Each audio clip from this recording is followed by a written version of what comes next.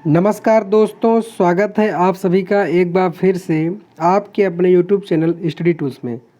तो जैसा कि हम लोग कक्षा 9 का अध्याय 5 पढ़ रहे थे, जिसमें कि अभी हम लोगों ने केंद्रक और केंद्रक में पाए जाने वाले द्रव के विषय में पढ़ा था। अब हम केंद्रक के अंगक मतलब कि जो उसके अंगक होते हैं, उसके और जो पार्ट्स हैं उनके बारे में पढ़ेंगे, जिसमें कि पहला जो पार्ट आता है जिसको कि हिंदी में हम कहते हैं अंतर्द्रव्यी जालिका। तो आज हम लेक्चर को यहीं से शुरू करेंगे। तो अंतर्द्रव्यी जालिका को पढ़ने से पहले जो ये बगल में जो लिखा गया है ER, हम इसको पहले समझ लेते हैं कि इसका मतलब क्या होता है। तो दोस्तों ये कोई शॉर्ट नहीं है, ये जो यहाँ पर लिखा गया है अंतर्द्रव्यी जालिका, इसी का शॉर्ट फॉर्म है, जिसको कि अगर हम इसका पूरा नाम इंग्लिश में लिखें तो इसी को शॉर्ट में करके लिखा गया है, जिसका कि मैं नाम इंग्लिश में लिख देता हूँ, जिसको हम कहते हैं एंडोप्लाज्मिक रेटिकुलम। तो इसका स्पेलिंग क्या हो जाएगा? एंडोप्लाज्मिक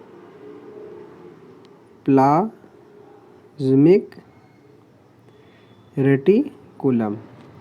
ठीक है दोस्तों, यही को ये शॉर्टकट में लिखा गया है, इसको आप ध्यान रखिएगा। जो ये ER लिखा गया है, इसका ये E है और इसका ये R।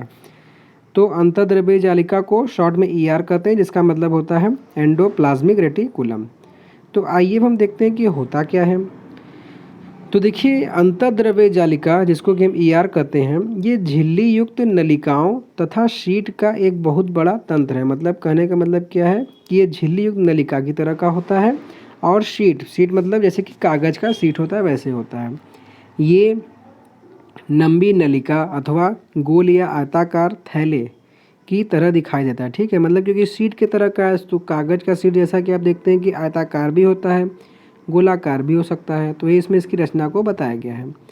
और उसी के साथ क्या है कि अंतर्द्रव्यी जालिका की रचना भी प्लाज्मा झिल्ली के समरूप ही होती है। मतलब कि जैसा अभी हम लोगों ने प्लाज्मा झिल्ली के बारे में पढ़ा हुआ था, आई थिंक 5वें या 6वें पार्ट में, तो उसके तरह ही होती है। उसके बाद अंतर्द्रव्यी जालिका 2 प्रकार की होती है। पहला क्या होता है? खुरदुरी अंतर्द्रव्यी जालिका, जिसको कि हम शॉर्ट में RER कहते हैं। अब इसका फुल फॉर्म क्या हुआ? RER का मतलब रफ, ROUGH, रफ, और E से वही एंडोप्लाज्मिक, R से रेटिकुलम। ठीक है, रफ एंडोप्लाज्मिक रेटिकुलम, ये पहला भाग हो गया। और दूसरा भाग जो है उसको कहते हैं चिकनी अंतर्द्रव्यी जालिका, मतलब कि smooth, spelling SMOOTH, smooth endoplasmic reticulum. तो इस तरीके से आपका एंडोप्लाज्मिक रेटिकुलम इंग्लिश में अगर आप वर्ड देखेंगे तो आपको आसानी रहेगा।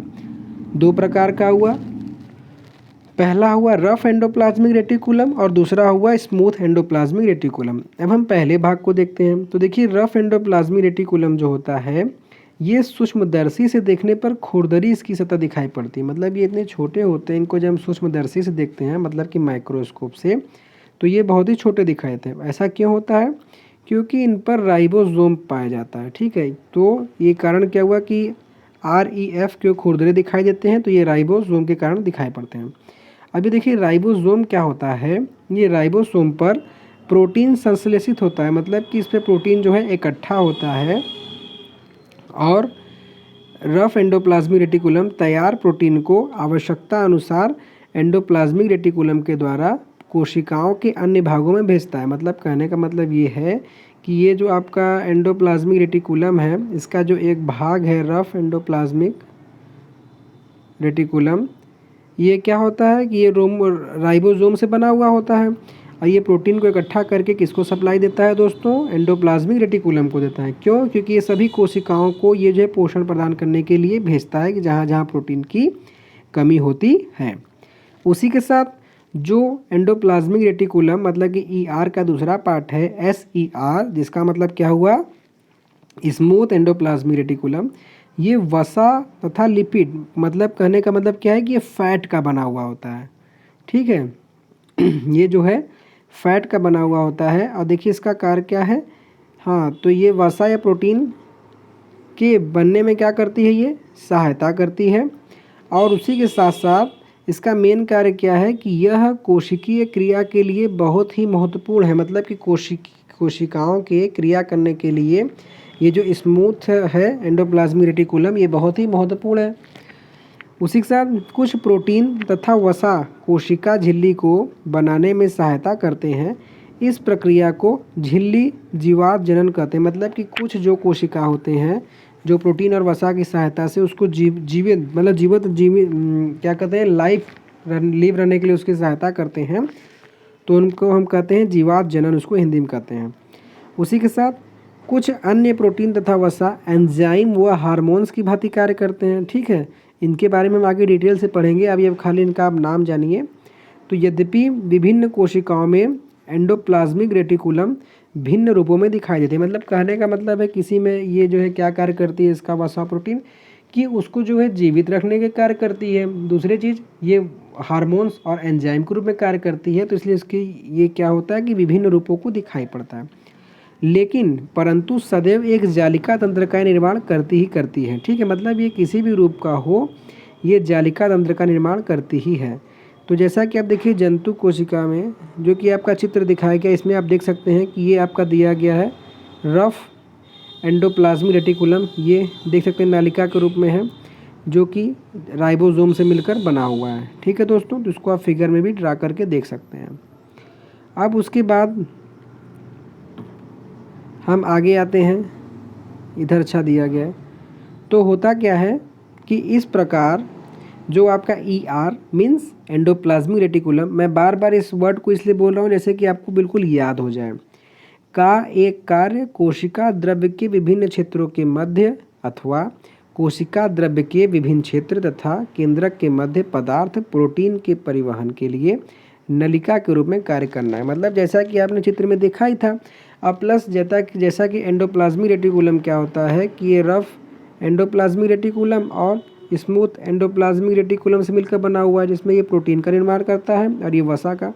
तो इन दोनों से इकट्ठा करके ये जाता किसमें है, एंडोप्लाज्मिक रेटिकुलम में, और ये विभिन्न शरीर की कोशिकाओं में उसको जीवित नलिका के माध्यम से पहुंचाने का कार्य करता है। ठीक है दोस्तों, तो इसी के साथ हुआ क्या कि एंडोप्लाज्मिक रेटिकुलम कोशिका की कुछ जैव रासायनिक क्रियाओं के लिए कोशिका द्रव्यी ढांचे का भी कार्य करती है। ठीक है, कि किसको हमने किसमें देखा कि एक वर्ग के जंतु जिन्हें हम कशेरुकी कहते हैं, जिसके बारे में हम चैप्टर 7 में पढ़ेंगे, कि यकृत मतलब कि लीवर की कोशिकाओं की स्मूथ एंडोप्लाज्मिक रेटिकुलम विष तथा दवा को विषीकरण करने में महत्वपूर्ण भूमिका निभाती है। मतलब कहने का मतलब क्या है कि ये जो एंडोप्लाज्मिक रेटिकुलम है ये कोशिका द्रव्यी ढांचा, लीवर क्या होता है कि ये आपका लिक्विड फॉर्म में रहता है जो कि हमारे भोजन को पचाने का कार्य करता है। तो उसमें ये जो दवा से जो मतलब क्या कहते हैं, अगर ये पॉइजनेटिक रहता है, ठीक है, कहीं फूड पॉइजन हो जाता है, तो उन सभी में भी उस पॉइजन को जो है निराविषीकरण मतलब कि उसके विष को कम करने में भी ये जो है कार्य करती है। तो ये बहुत ही जो है महत्वपूर्ण पार्ट होता है। तो दोस्तों इस तरीके से हम लोगों ने आज एक बहुत ही महत्वपूर्ण कोशिका अंगक के बारे पार्ट एंडोप्लाज्मिक रेटिकुलम के बारे में पढ़ा है। अब इसी तरीके से कल हम जो है गॉल्जी उपकरण के बारे में पढ़ेंगे, जो कि ये भी बहुत ही महत्वपूर्ण भाग है।